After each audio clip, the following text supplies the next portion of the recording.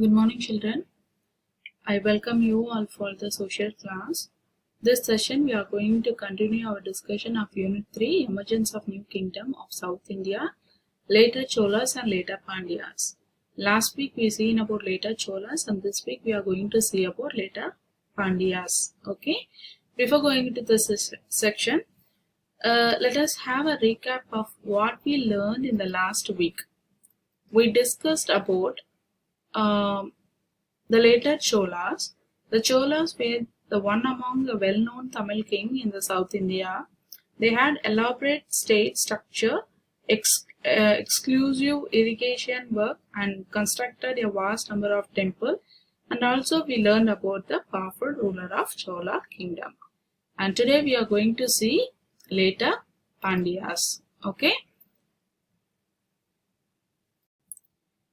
The Pandya were one of the three ancient Tamil dynasties that ruled in southern India since 4th century BC.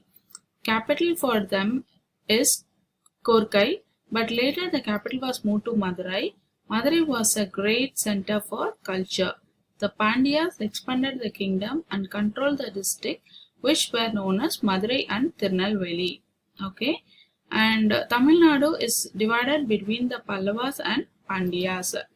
And Pandyas had re-established their strong position in South Tamil Nadu by the end of 6th century AD after eliminating the rule of Kalavaras.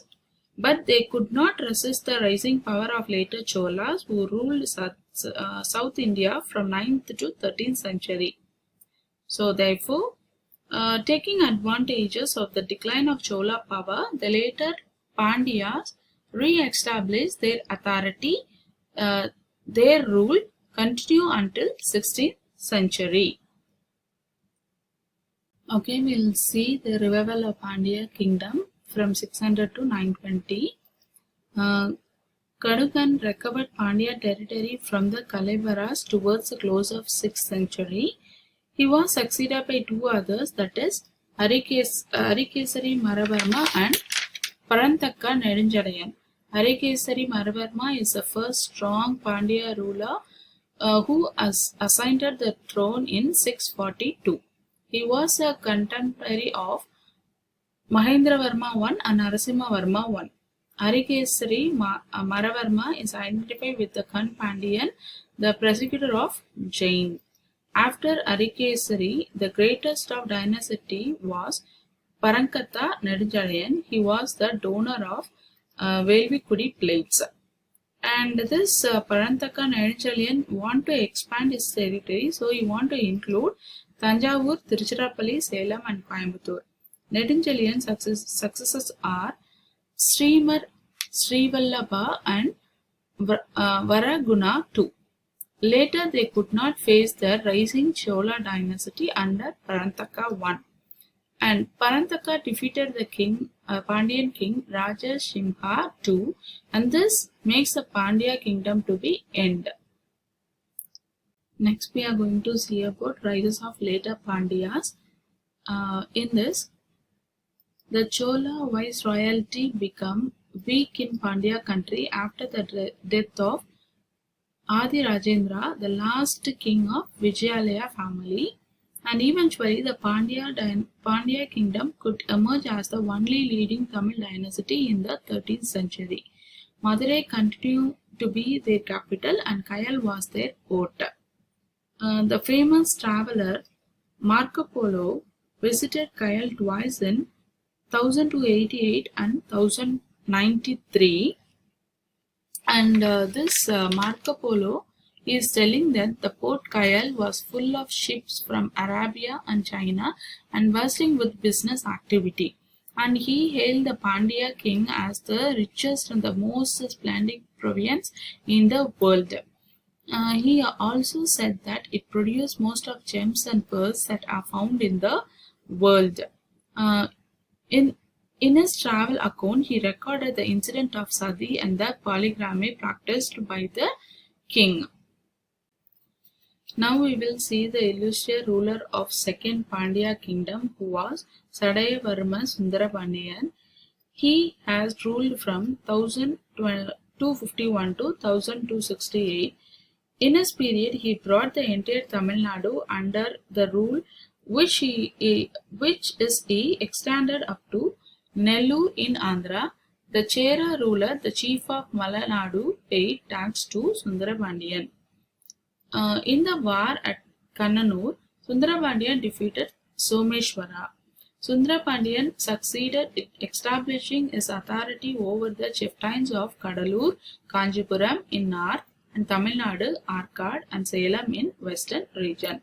After Sundarabandyan Maravarma, Kulasegaran ruled successfully for a period of 40 years, giving the country peace and prosperity. He had two sons, Veerapandiyan and Sundarapandyan. The kings appointed Veerapandiyan as a co-regent, and this provoked the other son Sundarapandyan. So the Sundarapandyan killed his father Maravarma Kulasegaran. In this war, Veerapandiyan won and became familiar, establishing in his kingdom. The defeated Sundarapandyan fled to Delhi and took refuge under the protection of Alauddin Khilji. This provided the opening for the invasion of Malik Kafur. After Malik Kafur invasion, the Pandya kingdom came to be divided among the number of kings from the main ruling Pandya family. In Madurai, the Muslim state subordinate to the Delhi Sultan came to be established. Okay, now we are going to say about state. Pandya king preferred Madurai as a capital, and Madurai have been popularly called as Kudal, and the kings are traditionally divided as Kudal Khan or Kudal Nagar Kavala. The Pandya derive military advantages over the neighbor by means of their horses, and they imported these horses through Arabs, whom they are having commercial and cultural contact. The king claimed that he was ruled according to the Manu Shastra, and the king and the local chief created Brahmin settlement called Mangalam or Chaduvedi Mangalam with irrigation facility. The actual landowning groups are described as a Bhumi Putrar, otherwise called the Vellalar. Historically, they were local and hence they were referred to as Natmakkal. The communal assembly of this group is Chitrameli Periyanandar. Next, we are going to see about royal officials. A band of officials executed the royal orders. The Prime Minister was Uttaramandir. The historical personality like Manika Vasagar, Kulaseriya, and Maran Kari worked as a minister. The royal secretariat was known as the Elithu Mandabam, and the title of military commanders were Palli Velan, Parantaka Palli Velan, and Maran Adityan, and Thennavan Tamil Vel. Okay, next we are going to see about administrative division. Pandya Nadu as a Chola state consists of many provinces known as Valanadu, which in turn were divided into many Nadus and Kurams. And the administrative authority of Nadu were the Natras, and Nadu and Kuram contained settlement like Mangalams, Naharam, Ur, and Kudi, where different social groups inhabited.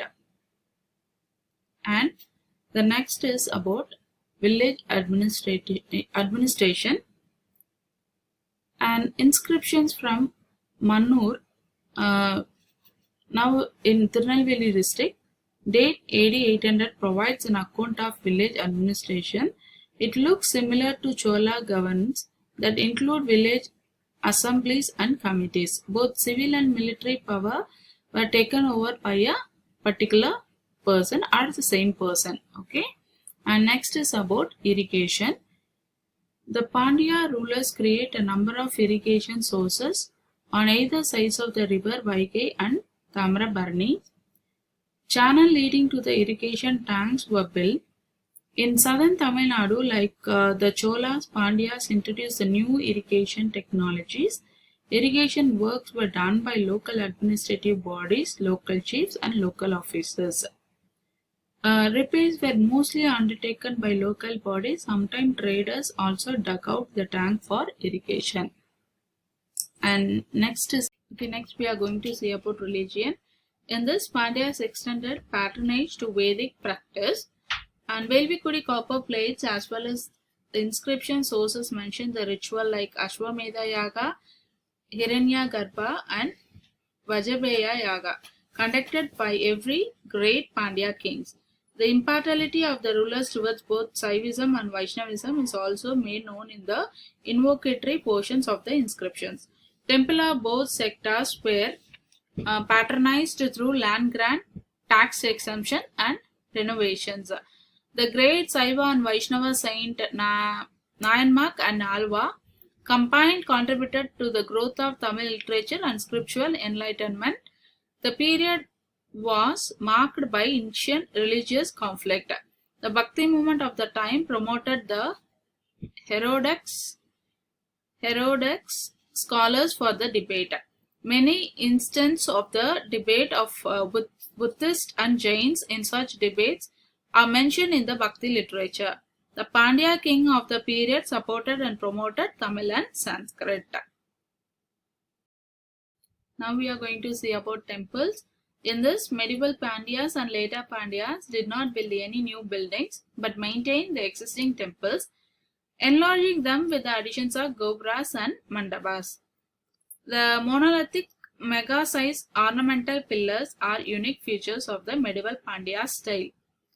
The sculptures of Shiva, Vishnu, Kotravai, Ganesha, and Subramaniar are the best specimen in these temples.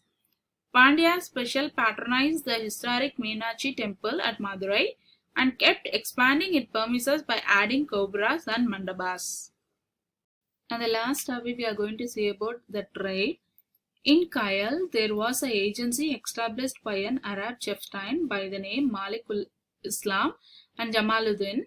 This agency facilitated availability of horses to Pandya kings. In 13th and 14th century, horse trade was become brisk, and Marco Polo and Vasaf state that the kings invested in horses as they was needed of horse for ceremonial purpose as well as for fighting war. And also he mentioned that as many as 10,000 horses were imported into Kayal and other port of India, of which 1,400 were to be of Jamaluddin's own bride, and the average cost of each horses were 220 dinar of red gold. Okay, and the people who are trading horses are called as Kudurai Chettis. They were act in maritime trade also. The busiest port town under the Pandyas was Kayal Pattinam, now in Thoothukudi district, and gold coins were in circulation as the trade was carried through the medium of gold. It was variously called as Kasu, Kalanju, and Pun.